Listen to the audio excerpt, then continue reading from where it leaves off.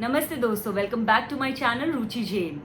अगर आप मेरे चैनल पे नए हो और आपको घूमने फिरने का बहुत शौक है तो विदाउट एनी वेट अभी के अभी सब्सक्राइब बटन को क्लिक कीजिए, क्योंकि मैं आपको लेके चलती हूँ वो जगह है जिसके बारे में बहुत कम लोगों को जानकारी है और देती हूँ आपको टिप्स जिससे आपका एक्सपीरियंस रहे सुपर स्मूथ। आज मैं आपको लेके जाने वाली हूँ कामाख्या मंदिर, जिसे हम असम के ताज के नाम से भी जानते हैं। ये मंदिर ही नहीं बल्कि यहाँ के लोगों के लिए एक पूरा सेलिब्रेशन है।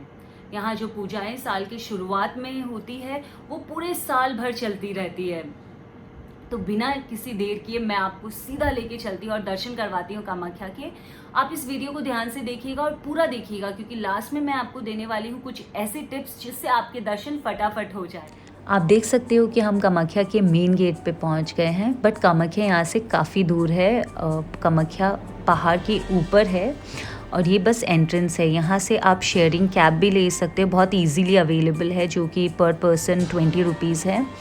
या फिर अगर आप अपना पर्सनल व्हीकल लाए हो तो आप वो भी यूज़ कर सकते हो। तो मैंने शेयरिंग कैब लिया है और मैं जा रही हूँ। बहुत ज़्यादा दूर नहीं है, इसमें मुझे करीबन 10 से 15 मिनट ही लगा।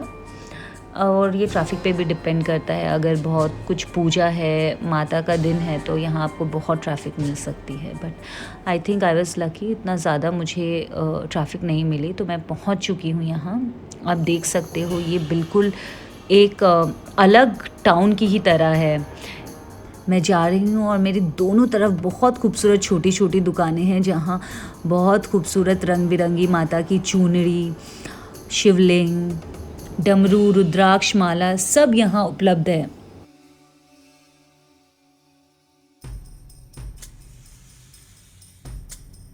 तो मैं मंदिर भी पहुँच चुकी हूँ। चलिए आपको इस मंदिर का दर्शन भी करवाती हूँ और साथ ही साथ इस मंदिर के पीछे की बहुत ही दिलचस्प कहानी भी आपको बताती हूँ। पौराणिक कथा के अनुसार भगवान शिव की पत्नी सती ने अपनी जान दे दी, क्योंकि वो अपने पति का अपमान अपने पिता द्वारा नहीं सह पाई। ये सुनते ही शिव बहुत क्रोधित हो गए और उन्होंने दक्ष का सिर काट के बकरे का सिर लगा दिया। फिर उन्होंने माँ सती को अपने कंधे में उठाया और तांडव करने लगे, बहुत ही क्रोध में। शिव इतने क्रोधित थे कि सारे देव मिलके भी उन्हें शांत नहीं कर पाए। आखिर में भगवान विष्णु ने अपने ब्रह्मास्त्र से माँ सती की लाश के 51 टुकड़े कर दिए और जिस जगह माँ सती का गर्भ और योनि गिरी, वहीं आज कामाख्या मंदिर स्थापित है। इसीलिए ये मंदिर हर नारी की प्रसव की शक्ति का प्रतीक है। ये तो थी मंदिर से जुड़ी हुई पौराणिक कथाएं। चलिए अब मैं आपको इस मंदिर की आश्चर्यचकित करने वाली कुछ बातें बताती हूँ। 16वीं सदी में इस मंदिर को नष्ट कर दिया गया था, पर 17वीं सदी में कुछ बिहार के नरेश नारायणन ने इसे फिर से बनाया। मंदिर की जो गर्भगृह है, इसमें कोई भगवान की मूर्त नहीं है। मूर्त की जगह योनि आकार की कारीगरी एक चट्टान पे उत्कीर्ण है। चट्टान के नीचे से जो पानी बहती है, उसी को छू के भक्त माँ का आशीर्वाद लेते हैं। कामाख्या में बहुत सारी पूजाएं की जाती है, जिनमें से कुछ पोहन बिहा, दुर्गा पूजा, अम्बुबाची पूजा और मनसा पूजा है।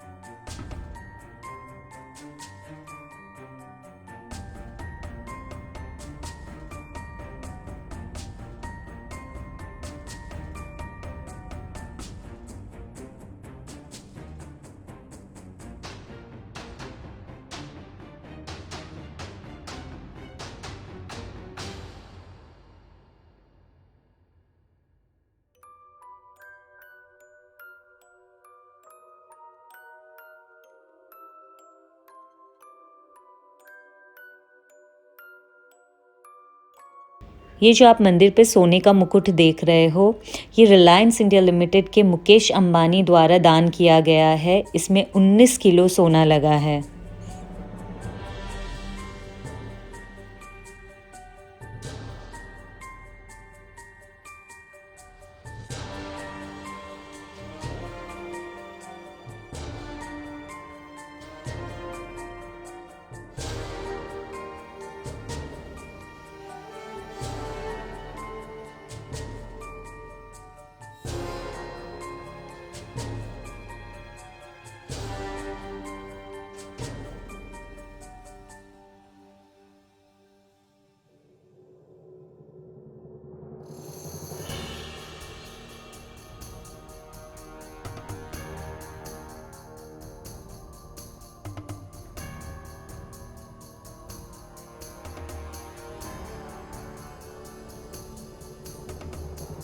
चलिए अब मैं आपको लेके चलती हूँ भैरवी मंदिर, जहाँ काछो पुखरी भी है। काछो पुखरी असमीज में उसे कहा जाता है पुखरी जिसमें कछुए हों। ये मंदिर से ही, कामाख्या मंदिर से ही कनेक्टेड है।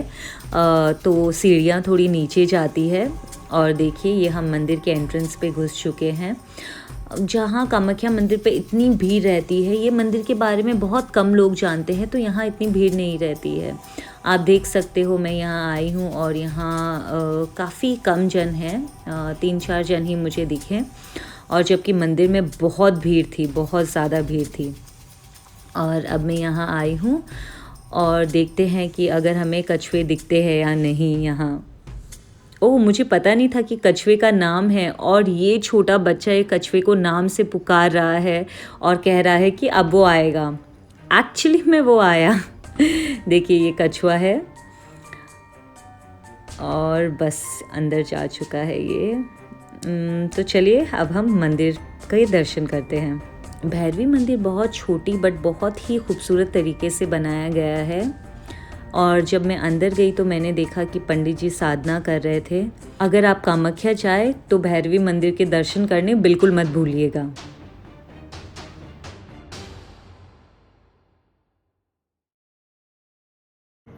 तो कैसा लगा आपको मंदिर का दर्शन करके और उसके इतिहास को जान के? मुझे कमेंट बॉक्स में ज़रूर बताइएगा। जैसा कि मैंने आपको प्रॉमिस किया था कि मैं आपको बताने वाली हूँ कुछ ऐसे टिप्स जिससे आपके दर्शन बहुत जल्दी हो जाएंगे। तो सबसे पहले हमें ये ध्यान रखना है कि हम जिस टाइम मंदिर विज़िट करना चाह रहे हैं, क्या वो कोई स्पेशल ओकेजन है क्या, जैसे नवरात्रा या इस टाइप की कुछ पूजा है क्या। ऐसे अगर कुछ माता जी की पूजा का दिन हो तो मंदिर में काफ़ी भीड़ रहती है। तो ये एडवाइजेबल है कि अगर आप वहाँ पंडित जी को, किसी पंडित जी को जानते हो तो आप उनके थ्रू आपका दर्शन बहुत जल्दी हो जाएगा अगर आप उनको बोलोगे तो। और अगर कोई नॉर्मल दिन है तो आप 2 टाइम मेरे हिसाब से बेस्ट है। एक है बहुत अर्ली इन द मॉर्निंग, जैसे आप 5-5:30 बजे जाके लाइन लगा सकते हो, तो जैसे ही पाठक खुलता है 7 से 8 के बीच में आपका दर्शन बहुत आराम से हो जाता है। और दूसरा है 3 बजे, 1 से 3 बजे तक पाठक बंद रहता है क्योंकि माता का भोग लगता है।